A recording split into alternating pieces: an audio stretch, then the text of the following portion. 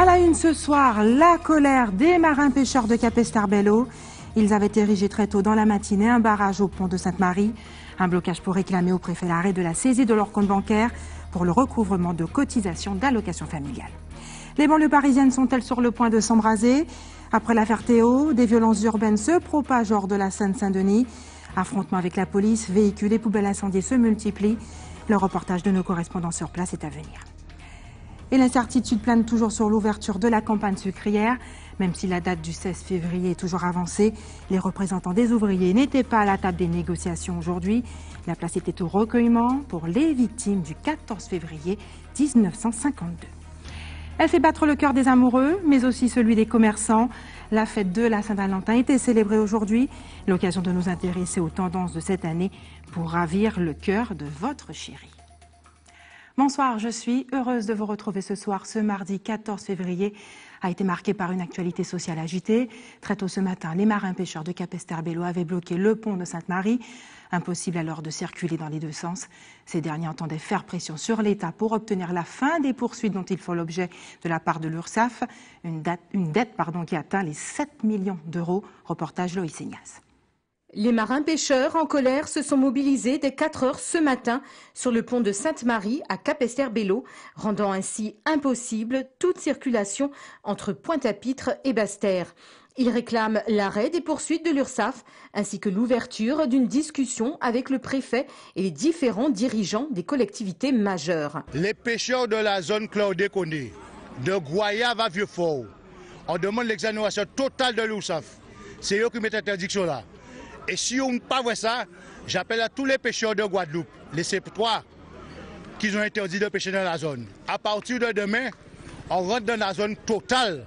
Nous ne pouvons pas faire quoi de con. Si pas pour responsabilité, nous comment apaiser. Les pêcheurs dénoncent également les problèmes d'interdiction de pêche liés au chlordécone. Nous avons un paquet de zones de pêche qui est interdit. Avec le parc naturel, les C3 ne peuvent pas pêcher pour côté. Avec le chlordécone, les pêcheurs sont endettés. Il faut prendre les cas par cas. Les pêcheurs de la zone totale interdits de pêcher, qui ont en mon interdit de pêcher, ou comment des pays l'URSSAF, appelez pour. Là, il y a un problème. Un rendez-vous est prévu lundi en préfecture. Un barrage qui a été levé en fin de journée. Le préfet avait fait savoir d'ailleurs par communiqué qu'il condamnait avec la plus grande fermeté l'occupation de la voie publique. Il a ainsi rappelé que l'entrave à la circulation constitue un délit dont les auteurs devront répondre le cas échéant. En revanche, sur le fond, il dit comprendre l'inquiétude de ces derniers et se dit prêt à faciliter toute reprise du dialogue entre les représentants des pêcheurs et leur caisse d'allocation familiale. Ambiance tendue en banlieue parisienne depuis 10 jours. C'est l'arrestation violente du jeune Théo le 4 février dernier à Aulnay-sous-Bois qui a enclenché cette vague de violence. Affrontements avec la police, véhicules et poubelles incendiées. Des actes qui se sont propagés dans d'autres villes d'Île-de-France. Le récit de Solène Boissé et de Lucine Olorgue. Dans ce quartier, poubelles et voitures ont brûlé ces derniers jours. William vit ici depuis 20 ans. Il n'était pas présent à la manifestation de samedi. Ce Martiniquais suit les événements de loin et pour lui, la vie continue. C'est un peu inquiétant, mais je ne veux pas paniquer pour ça parce que c'est des choses... je ne veux pas dire que c'est les choses de la vie, mais bon, c'est des choses... voilà, ça devait se faire et puis voilà, on ne peut rien y faire. Hein. Pas parce qu'il y a eu un feu de poubelle par là, un autre feu par là, que je vais paniquer, non pas pour ça. Je me sens bien chez moi, je suis bien où je suis, dans le quartier, tout le monde se connaît. L'arrestation violente de Théo a troublé le calme habituel de sa cité. Pourquoi ça? Pourquoi arriver jusque-là pour tabasser un jeune à cet âge-là? Et puis voilà. Ça ne devait pas se faire normalement. Contrôle et puis voilà, en poste de police, tranquille, voilà, c'est pas... Voilà. Dans ce contexte, la moindre étincelle peut embraser les cités, mais on est loin de ce qu'a connu la métropole en 2005. Certains policiers pensent même que le calme va revenir dans les prochains jours. En ce moment, c'est une période de vacances qui favorise évidemment la prolifération de ces mini-révoltes, mini-émeutes, mais que la semaine prochaine, avec la reprise des cours, ça devrait amener une accalmie en fait. Ça devrait tempérer un peu tous ces agissements. Depuis le début de ces événements, 245 personnes ont été interpellées en région parisienne pour des faits de violence urbaine. Retour en Guadeloupe à Capesterre-Belle-Eau toujours. L'intersyndicale UTS-UGTG appelle à une nouvelle mobilisation des agents hospitaliers. Après une première mobilisation la semaine dernière qui avait été interrompue suite à la promesse de l'ouverture de négociations concernant le transfert des agents des anciens locaux de l'hôpital vers les nouveaux, l'intersyndicale lance un nouveau mouvement de grève de façon à maintenir la pression sur ses principaux interlocuteurs que sont l'ARS et le conseil départemental. Les explications avec Loïs Ignace.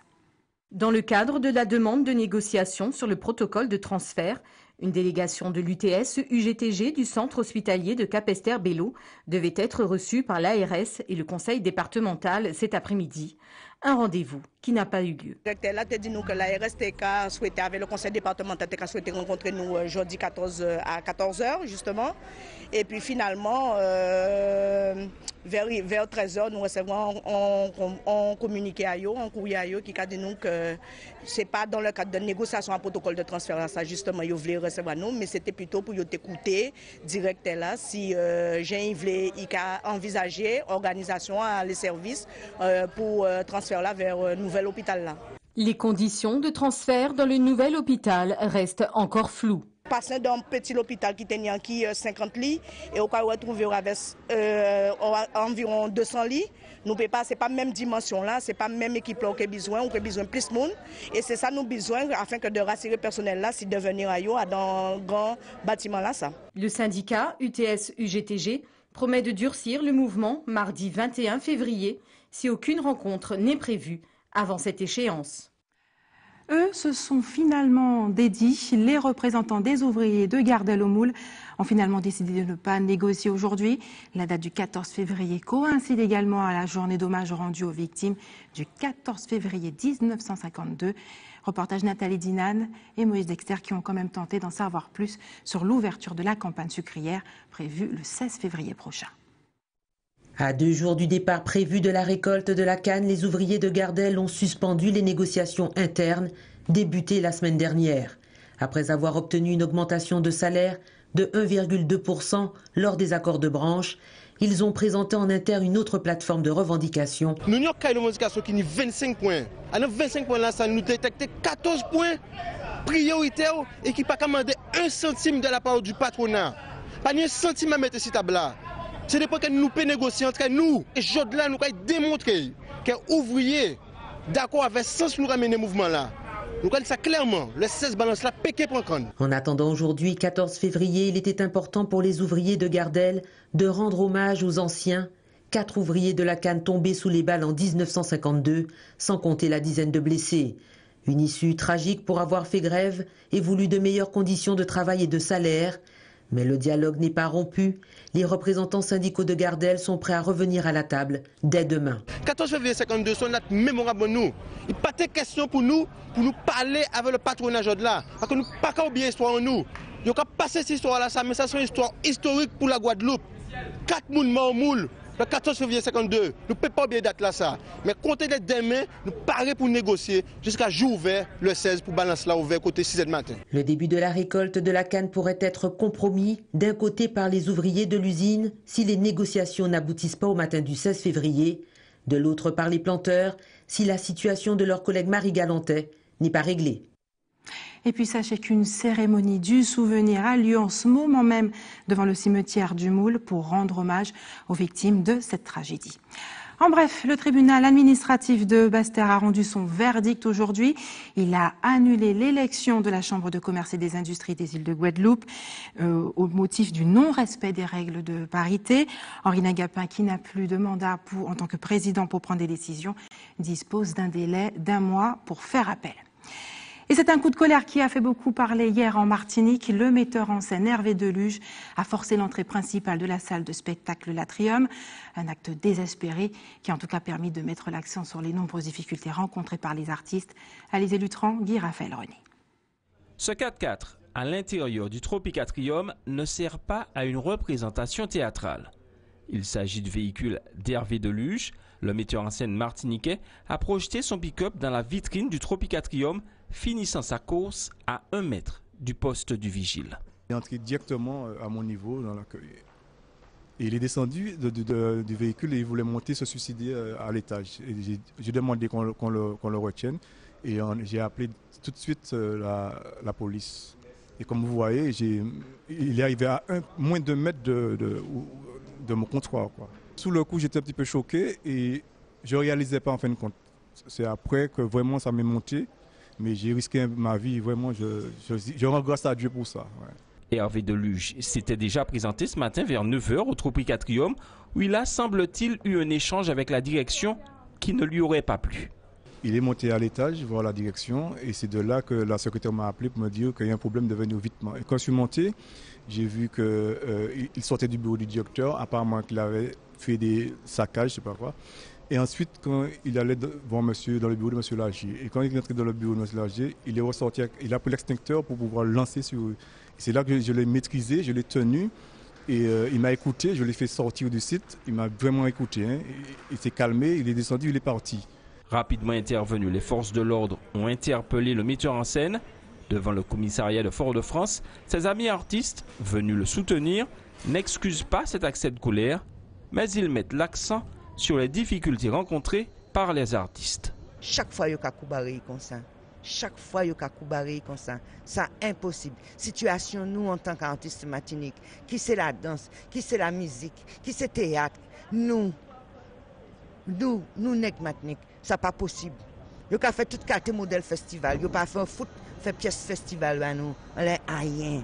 Hervé Deluge a été auditionné par la police pendant une bonne partie de l'après-midi et dans le même temps, au Tropicatrium, se tenait une réunion de crise entre la direction et le personnel de la structure. En Guadeloupe, la révolte des collèges s'amplifie. D'autres établissements ont rejoint la liste des frondeurs, notamment le collège Maximilien Vrecourt de Petit Canal. Mais c'est au collège de Bébel à Sainte-Rose que Karen Diama s'est rendue pour nous, afin de nous éclairer sur ce mouvement qui ne cesse de prendre de l'ampleur. Premier jour de mobilisation pour le collège de Bébel à Sainte-Rose, qui voit à son tour diminuer sa dotation d'horaire globale.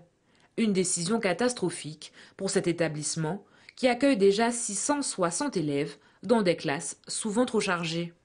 Les enseignants sont mobilisés ce matin, effectivement, par rapport à la dotation horaire globale. Effectivement, on voit tout ce qui se passe au niveau des autres collèges. Il y a véritablement un problème au niveau des moyens attribués dans la région, au niveau de la région Guadeloupe. Donc effectivement, ils ont décidé aujourd'hui de cesser le travail et de demander audience au recteur par rapport à tout ça. Nous, notre inquiétude au niveau des parents, c'est qu'effectivement, cette baisse de moyens, effectivement, a une incidence sur la qualité de l'enseignement proposé. Donc effectivement, il n'y aura plus de dédoublement, effectivement, il y aura plus on aura des enseignants sur plusieurs établissements et on sait très bien qu'à partir du moment où les enseignants sont sur plusieurs établissements, la qualité de l'enseignement s'en ressent. Si l'établissement subit lui aussi des baisses de dotation d'horaire global, les enseignants dénoncent une gestion politique hasardeuse. Le fait des revendications générales qu'on retrouve dans un ensemble d'établissements, avec une réforme qui est passée au forceps, qui n'a rien d'une réforme pédagogique, mais exclusivement une réforme comptable. C'est-à-dire qu'on a mis en place des systèmes pour comptabiliser des effectifs qui ne sont pas obligatoirement révélateurs de la réalité. Et en face de quoi, on va mettre, soi-disant, un nombre d'enseignants suffisant. Ça génère bien entendu une dégradation parce que les chiffres sont en décalage avec la réalité. Et on se retrouve notamment avec de plus en plus de collègues qui sont partagés sur plusieurs établissements, donc ne peuvent pas s'investir davantage dans l'établissement auprès des élèves. Aujourd'hui, près d'une dizaine de collèges de l'archipel sont touchés par cette mobilisation, qui risque fortement de s'étendre aux autres établissements dans les jours à venir. Restez sur ATV Guadeloupe dans quelques minutes. Nouveau marathon contre la violence pour le coureur Alex Sambo. Et puis découverte dans ce journal de quelques idées pour célébrer comme il se doit la Saint-Valentin. Le marathonien Alex Sambo, habitué à parcourir des kilomètres pour manifester son refus de voir son archipel gangréné par la violence, avait donné rendez-vous volontaire pour un tour de la Guadeloupe à la mairie de Vieux-Fort. Linda Caillarcy a enfilé ses baskets pour le rejoindre au rond-point de Pontebello à Petit-Bourg.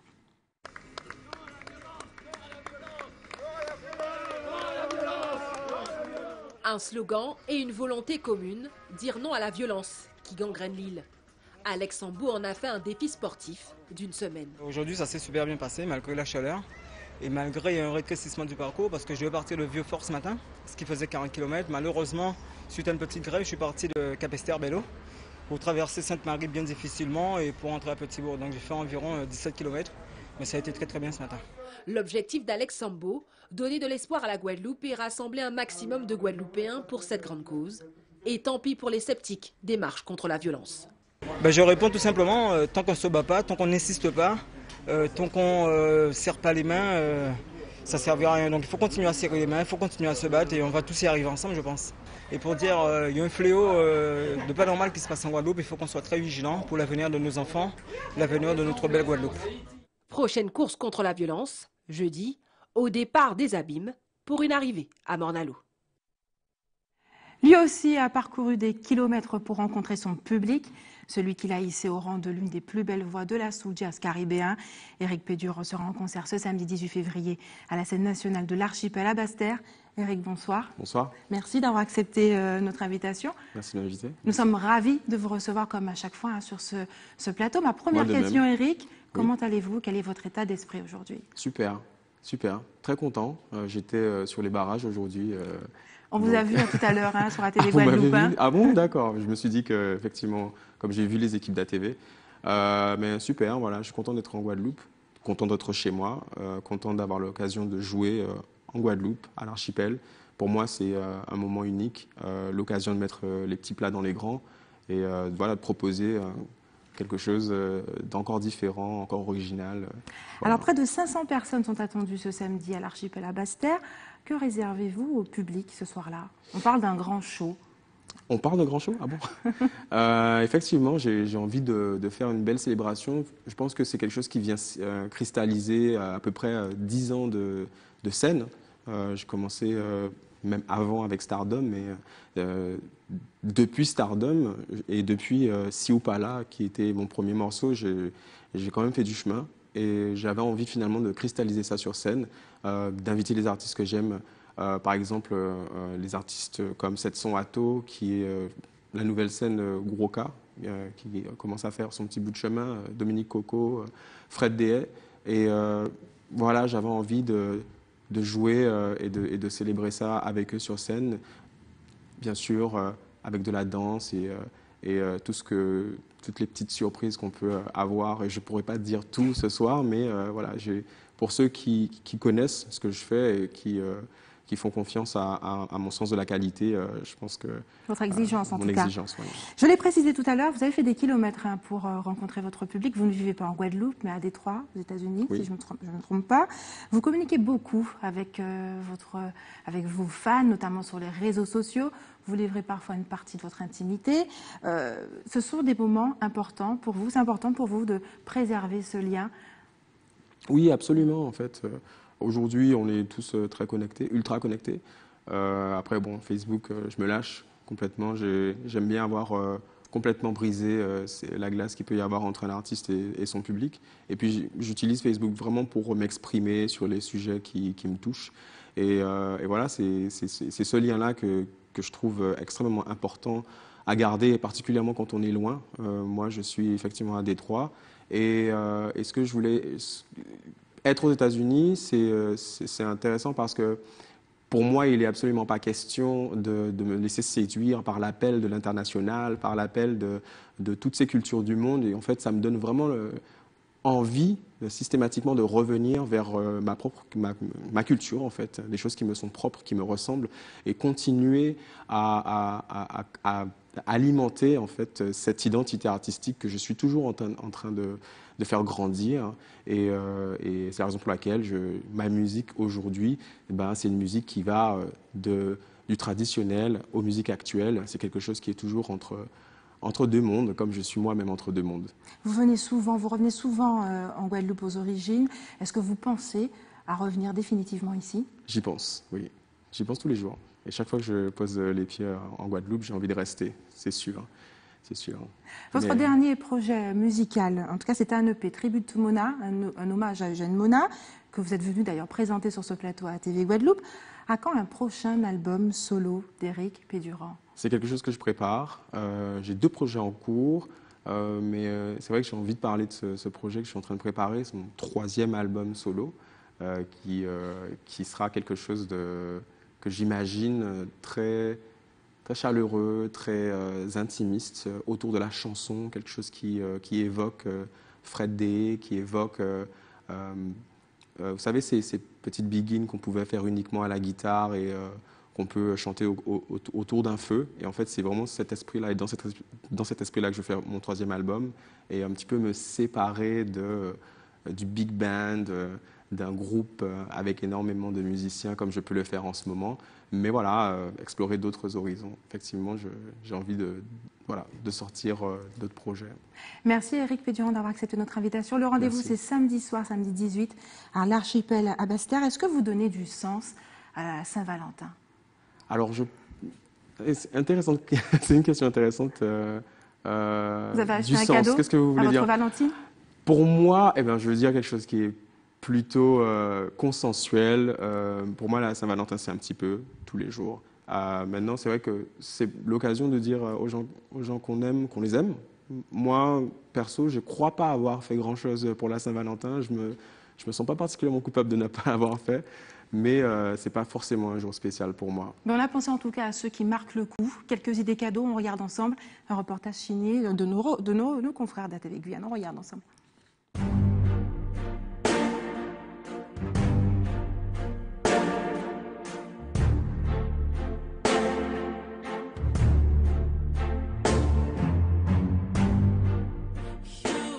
Je suis venu pour faire plaisir à mon épouse.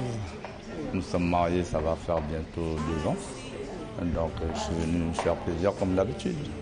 Pour garder la tradition entre les époux mutuellement. Et si tous les Guyanais faisaient pareil, ça aurait été chouette. Ça aurait donné un monde meilleur. Habituellement, cette bijouterie est fermée les lundis. Mais aujourd'hui, à la veille de la Saint-Valentin, elle a ouvert ses portes spécialement pour permettre aux amoureux de faire le choix du cœur, un bijou pour déclarer leur flamme. Les petits cœurs sont de sortie, bon, pas forcément les petits cœurs, mais en majorité, en or, en argent, et puis beaucoup les montres aussi. Les gens se battent beaucoup sur les montres aussi. Cette année, ça semble un petit peu plus mou que les années précédentes, mais enfin, on espère encore aujourd'hui et demain avoir du monde. Les gens maintenant se reportent plus sur l'argent. Et ceux qui aiment toujours l'or, maintenant se ramènent à acheter des bijoux en or blanc. C'est vrai que ça attire moins l'œil. C'est de l'or quand même, ça a quand même une certaine valeur. Si dans cette bijouterie, les achats de la Saint-Valentin arrivent seulement en 3e position, après ceux de Noël et de la fête des mères, chez cette fleuriste, la fête des amoureux génère près de 30% de son chiffre d'affaires annuel. Rien que ce matin, Nathalie a réalisé 200 bouquets et 150 compositions florales. La rose, c'est ce que les amoureux préfèrent. Le rouge, le blanc, le fuchsia et les autres couleurs après. Les femmes viennent également, oui, de plus en plus, les femmes viennent également offrir des roses pour leur mari ou conjoint et surtout aussi pour prendre des pétales de rose pour faire une décoration sur une table ou sur le lit. Le lit, justement.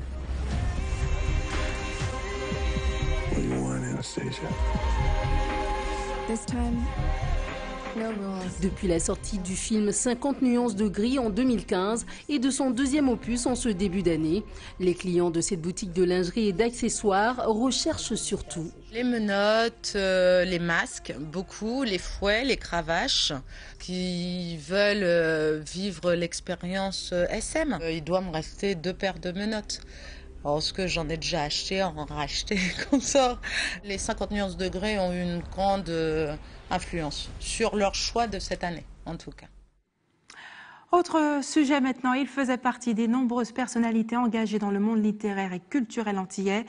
L'auteur du célèbre poème « Prière d'un petit enfant nègre », Guy Tyrolien, aurait eu 100 ans hier. L'Association des écrivains de la Caraïbe et de nombreuses personnalités engagées ont décidé de lui rendre hommage à travers diverses manifestations qui se dérouleront en Guadeloupe, mais aussi dans l'Hexagone durant toute l'année. Le détail avec Nathalie Dinad et Patrick Curie. Guy Tyrolien, né le 13 février 1917, est l'un des plus grands auteurs antillais qui a laissé son empreinte dans le paysage littéraire caribéen et international. La région, en collaboration avec l'Association des écrivains de la Caraïbe et la famille de l'illustre auteur, ont décidé de lui rendre hommage pour le 100e anniversaire de sa naissance.